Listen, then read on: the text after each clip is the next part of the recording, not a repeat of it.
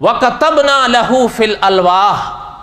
قدرت نے جو لکھی لکھائی تورات حضرت موسیٰ علیہ السلام کو دی تھی۔ اسی حوالے سے علماء نے فرمایا کہ ہم یہ تو نہیں کہتے کہ یہ سارے کا سارا کلام خدا ہے، لیکن ہاں اس میں کلام خدا ہے، وہ پڑھنے سے پتہ چلتا ہے۔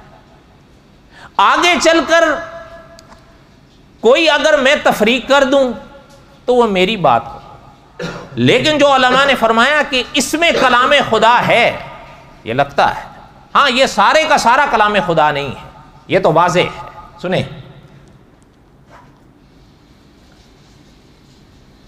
اور موسیٰ نے سارے اسرائیل کو بلایا اور ان سے کہا اے اسرائیل یہ قوانین سن لو،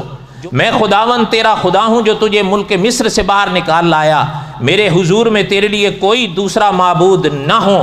میرے لیے حضور میں تیرے لیے کوئی دوسرے معبود نہ ہو، تو اپنے لیے تراشی ہوئی مورت یا کسی ایسی چیز کی صورت نہ بنانا جو اوپر آسمان میں یا نیچے زمین پر یا زمین کے نیچے پانی میں ہو، تو اسے سجدہ نہ کرنا، اس کی خدمت نہ کرنا، کیونکہ میں خداوند تیرا خدا خدائے غیور ہوں۔ یہ عقیدہ توحید نہیں ہے؟